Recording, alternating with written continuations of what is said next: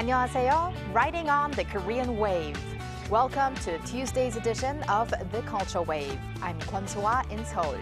Explore with us Korea's culture from all aspects and stay up to date with K-entertainment, K-festivals, K-travel, K-everything. And we'll do all of that with my co-host Walter Lee joining me in the studio. Hello, Walter. Hello, Soa, and happy Tuesday to all of our viewers at home. Of course, I'm Walter Lee, and I have the latest in K-Enter news just for you. In today's show, we're going to travel around a lot to a trendy festival and also a very historic city. Yes. But our first stop, the world of K-entertainment. Great. So, Walter, we Yes. have a new K-pop animation that has been taking the world by storm. It has indeed. It is quite an interesting animation. So the animated film called K-pop Demon Hunters. Now, those two words don't usually go together, do they? Has taken the top spot on Netflix's global film category and a top 10 spot on Netflix in 93 countries. As of Tuesday, it currently sits at number 2 in Korea. Now, the animation was produced by Sony Pictures Animation, the studio behind Spider-Man Across the Spider-Verse. Looks very similar in style as well, and co-directed by Korean-Canadian director Maggie Kang and Chris Applehans. Now, with several Korean creators also involved in this project. Now, the story centers around K-pop superstars Rumi, Mira, and also Zoe, who lead double lives shining on stage while secretly battling dark forces to protect the world. Now, it combines elements of Korean culture, and though K-pop serves as that central theme, the storyline avoids cliches, which is seen as one of the key reasons behind the film's popularity. And now from K-pop, animated K-pop stars to Yes. real ones, Yes. Blackpink. Yes, indeed. Got some great news for Blackpink fans out there. Blackpink is set to premiere their new song during their upcoming world tour called Deadline, which kicks off only weeks from now on July 5th and 6th at the Gyeongju Sports Complex main stadium. Now, on Monday, YG Entertainment said, "We decided to unveil it first at the Gyeongju concert during the Deadline tour, which marks a meaningful new beginning with our fans." Now, aside from The Girls, the soundtrack from the mobile game Blackpink The Game, this will be the group's first official release in approximately 2 years and 8 months, following their second studio album, Born Pink, in 2022. The members also recently filmed the music video for the new track in Korea. Now, after the Gyeongju concerts, Blackpink will embark on a global tour throughout July, performing 31 shows in 16 cities. The countdown is on. Yes. And let's finish off with a boy band. Yes, indeed. So NCT Dream is making a return next month with a brand new full-length album and obviously a world tour. SM Entertainment announced that the group will release its 5th studio album called Go Back to the Future on July 14th. The album follows members on a journey through time past, present and future as they search for their most radiant and true selves. Before the album drops though, NCT Dream will launch their 4th tour, The Dream Show 4, Dream the Future, with a 3-night run in Seoul from July 10th to 12th. The tour will then travel to 7 cities, including Bangkok, Hong Kong, Jakarta, and also Singapore. Exciting stuff there. Thank you very much, Walter, for those updates. No worries. And now let's turn to our AI anchor, Ari, for more culture-related news. Ari, take it away. Hello and welcome to your AI guide to the latest cultural updates from Korea. Here's our top story. The Korean structure Kwanoltang, which was taken to Japan during Japanese colonial rule in the 1920s, has returned home after nearly 100 years. Research suggests that Kwanoltang was originally used as a shrine, associated with the Joseon royal family during the 18th and 19th centuries. Japanese authorities, in coordination with the Korea Heritage Service, dismantled the structure and shipped its components, including roof tiles, stones, and timber, back to Korea. This marks the first time an entire Korean traditional building located overseas has been returned. Kwanoltang will now undergo restoration to recover its original form. A special exhibition honoring a U.S. journalist, Jack James, who was the first to report the outbreak of the Korean War to the international community, is underway at the National Museum of Korean Contemporary History. James served as a war correspondent for the United Nations and United Press during the conflict.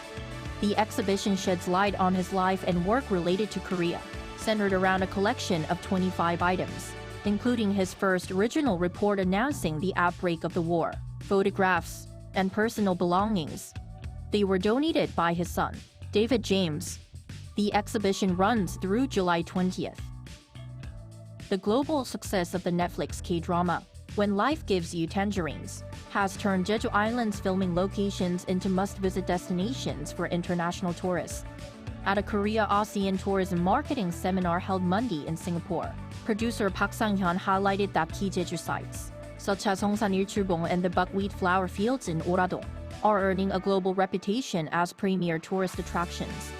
The seminar focused on innovative tourism promotion strategies to better adapt to the evolving global travel landscape. That's all from me. Stay tuned to the Culture Wave. A one-stop experience of all things Hallyu. The first ever MyK Festa showed the depth of the Korean wave, almost like the culture wave outside of the screen. Arirang's Byun Ye-young was there to take us around. Korean culture isn't just about K-pop. Just as K-pop isn't only about singing and dancing. It's about storytelling, identity, and connection. Hallyu, or the Korean wave, has turned Korea's pop culture into a global bridge, uniting fans, industries, and ideas across borders. That is what the 2025 MyK Festa represents. Where I'm standing right now is K Street, a sprawling exhibition and experience zone showcasing over 100 Korean companies. From webtoons and food to lifestyle brands, attendees can get a hands-on feel for K content and also everyday Korean culture, and do a little shopping along the way. On K Street, there was something for everyone. I think what I like the most is very diverse. I can see K-beauty booth, I can see K-fashion, K-pop, K-food. They also have like color analysis, so I really like going around and like seeing everything that Korea has to offer. Well, first I went to see the newbie fan sign, and then I just attended with my friends so I could see all the different booths and kind of see what the sellers are offering. At the food zone, visitors tried food from popular brands that were carefully selected to reflect Korean food trends and appeal to foreigners as well. K street food, like all the food trucks, it was so good. Like especially the tteokbokki. Like I love Korean food, so tteokbokki stood out like the most for me. An export consultation event also took place, connecting Korean companies with foreign buyers, a move to open tangible new markets and build global networks. I'm looking for some like brandings and or looking at some products, anything, any business that is like matching together, and then it's a good thing for me also that I can look to Korea, local products, and also the entertainment as well. That is one thing that I feel like Korea is like #1 in Asians. The first day also included a panel session to discuss music networking in Asia, and signed off with a K-pop concert headlined by K-pop group aespa. The Korean wave is having a strong impact on the world, but we shouldn't stop here. We felt the need to find ways to connect it with other industries, like tourism and resource diplomacy. If we can grow together with our industries, I believe MyK could become a key asset for Korea's future. A global conference also brought together cultural industry leaders to discuss the future of Hallyu, alongside performances and a major closing concert, drawing the curtain on a festival that celebrates not just Korean content, but Korea's place on the world stage. Byun Ye-young, Arirang News.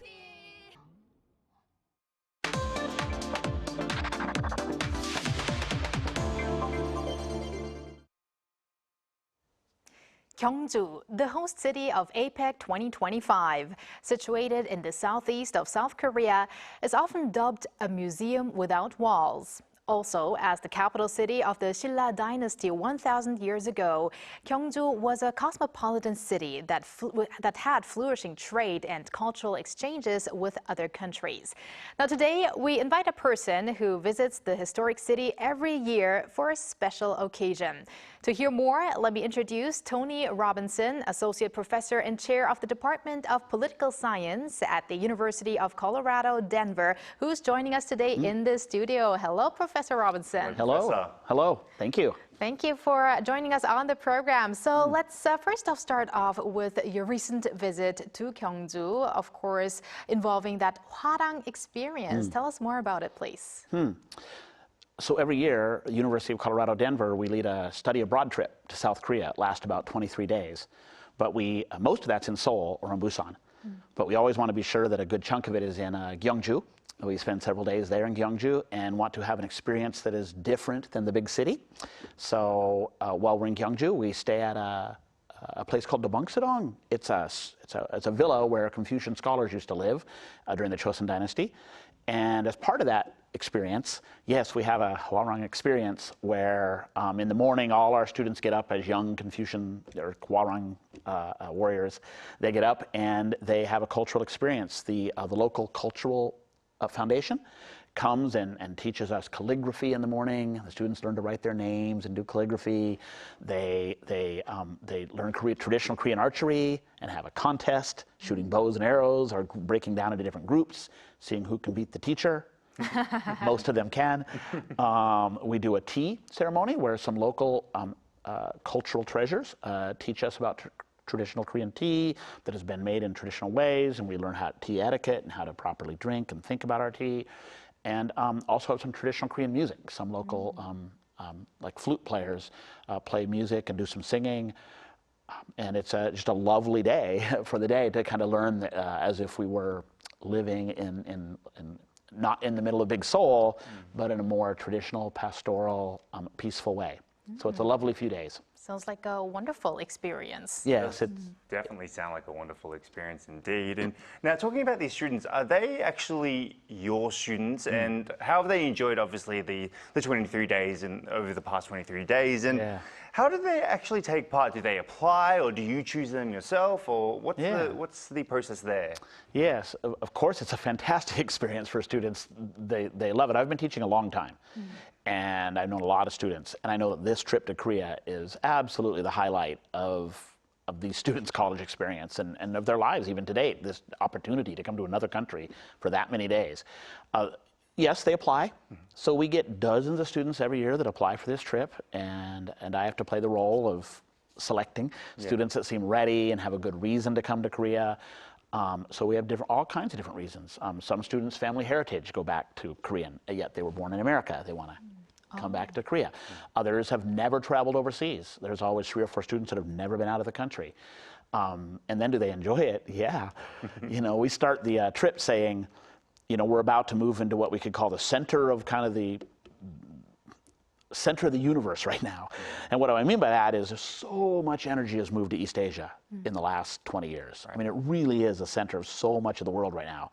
And Seoul and Korea is such a booming center of economic, cultural energy on earth right now that to come here is a great privilege to feel like we're in the middle of something big and important and memorable. And students love it. They have a fantastic trip. But did you know 15 years ago that this is going to happen? No. How did you start with this trip, actually? No, nobody knew, right? That Korea was going to happen in the way it happened. Of course, Korea grew very rapidly after the Korean War. It's one of the fastest urbanization, modernization projects in the history of the world. That Korea just boomed so fast in Seoul and in Busan and the big cities. But of course, the last 20 years, the kind of Korean wave, Hallyu, the cultural force of Korea, I think people didn't really predict that or know it was coming. Right. How did I pick it? For 2 reasons. One is I teach urban politics and urban architecture and design. So there are a few great cities that have grown really quickly, that have a lot of interesting architecture, that have a lot of design innovation. Seoul is one of them. So I've always been interested in things happening in Seoul. And then it helped. My wife is another professor, Dr. Min Sun Ji, who's from Korea and from Seoul. So I had that kind of access and that kind of ability to connect together. And that's what led us to say, why don't we take our students to Seoul and share it with them? And not just Seoul, all of Korea. I see. So that's how it all began. And Professor Robinson, you earlier mentioned those specific experiences like Korean calligraphy, archery, and tea ceremonies. Those are things that your students probably have never tried before. I think many of those things even Koreans here in Korea even haven't tried before. But do you have any fun, memorable episodes that you can share while you were in the midst of those activities with your students? Yeah, sure. You're absolutely right. The students love it. It's a really rare opportunity, right? To come to a country, for example, tea has been so important for so many years, and then to feel a bit of it in the traditional way, and to sit properly, and to have the proper foods. It takes you out of yourself, right? It gives you a sense of I don't know, just dignity and difference and something important here that I've never had the opportunity. Students absolutely love it. Probably the thing they loved the most, honestly, it was the archery contest. Was to learn a bit of how to shoot a traditional bow, and maybe you've never shot a bow in your life. Most people haven't. And then to have a little contest against each other and keep track of the score, and whoever wins, the other students have to bow down to, do the full, the full bow. That's fun, and that's lovely, and students really loved it. We rented bikes one day, and we did a bicycle ride through the flowers and through all that, and that as well. Students talked about that many times after we got back to Seoul, of missing being in Gyeongju, missing those mornings of hearing the birds wake them up, doing calligraphy and archery, and then a bike ride through the flowers. I think that's very memorable. Exciting stuff. And you said before, actually, you've been doing this more than 10 years. And for many tourists, actually, Gyeongju isn't a place where they would visit. Obviously, the main places were Seoul, probably Busan, sometimes Jeju. What in particular draws you to that city? And what are the charms of Gyeongju, you think? Yeah. There's a number of good reasons to go to Gyeongju. We started just knowing of its historic and cultural importance. Seoul and Busan are very important cities, but of course Gyeongju has UNESCO world designated cultural treasures that are anybody coming to a country that wants to experience some of its most important cultural legacy. Gyeongju has some of the greatest Buddhist relics in all of Korea. Bulguksa Temple, Sakgurong Grotto. These are some of the greatest Buddhist relics that exist on earth. It's not so we should experience them and see them and visit them and think about what they mean. So you start with it's got the tumuli graves of the original kings and queens that united the Korean peninsula. You've got the ones who first united the peninsula. Their tombs are there, and so that was the first reason. Another reason is it's good to get out of the city. Like Seoul and Busan, everybody knows Busan, everybody knows Seoul, they got great energy. But what's more pastoral, you call it, slower paced Korea-like, older traditions. So we wanted students to get out of Seoul and out of Busan and to really experience some of that. So that was another reason why we chose to go to Gyeongju. Also, we wanted to have experiences that are, we've already talked about, unique, the archery and the calligraphy and these kind of crafts that you could do them in a city like Seoul, but you're not going to feel it in the same way as getting woken up by the loons and the birds and waking up and maybe putting on the garb, like looking like you're a hwarang scholar, and then actually doing calligraphy in the trees. It has a different feeling. Right. So I think that's the reasons. Now, you just mentioned that everyone knows Seoul, everyone knows Busan, but maybe everyone will know Kyongju after a particular event that's going to happen in November. APEC 2025 will be hosted in the city of Kyongju. So now, speaking as an expert in political science, Professor Robinson, what do you think is the significance of this APEC being held in Kyongju? Sure. Well, first of all, it's significant even that it's in Korea. It's been 20 years, I think, since it was last held in Korea, this conference. And, Korea well represents exactly what APEC is all about. APEC was about if we have better regional trade and better regional integration, and all these countries that are in the Pacific relate better, all these new economic and cultural opportunities will open up. Well, that's what's happened to Korea over the last 20 years. is they have better engaged the world, had cultural, exported their cultural power and influence, traded more, the economy's grown. It's done just what APEC was all about, and it's changed a lot in 20 years. So that's a good reason why it's back in Korea, as an example. Gyeongju itself is an interesting city to do it. You know, people might not know, Gyeongju used to be the kind of the eastern headquarters of the Silk Road. It was the terminus of, you had that big, powerful Silk Road. It kind of ended in Gyeongju, and from there became a maritime road, transporting to Japan and to the islands. And it was one of the world's richest, largest cities, based on trade and cultural influence. So it's kind of interesting to go back there and kind of revisit that moment again. And it isn't just historic. Today, Gyeongju has some interesting things happening in it. Part of what this APEC conference is going to focus on is sustainability. Gyeongju is starting the world's largest hydrogen fuel power plant on Earth. Wow. Is going to be right outside of Gyeongju. It's going to open in like 4 or 5 years. They have one of the largest carbon composite recycling facilities where they're taking these old carbon products and recycling them, resins and things, fan blades from windmills, the big new windmills. Nuclear power and hydropower are big in that region. So they're really a real leader in this kind of green revolution of sustainability. That's Gyeongju. And so it's a good place to go to do those things. Also, APEC is focusing on the demographic challenge that many countries have this year. Nations like Japan and like Korea and America that are getting elderly, that are aging. That's a demographic challenge. Well, Gyeongju is an older city. So the fact that part of APEC is about how do we deal with this demographic challenge, I think going to a place like Gyeongju, getting away from the super cities like Seoul and Hong Kong and Singapore, well, we have to have regional balance, regional growth, and we have to, as a whole country, deal with these like demographic challenges. Then a city like Gyeongju is well placed to offer a laboratory to explore what the future might look like. Wow, a variety of aspects we're looking at here. Right.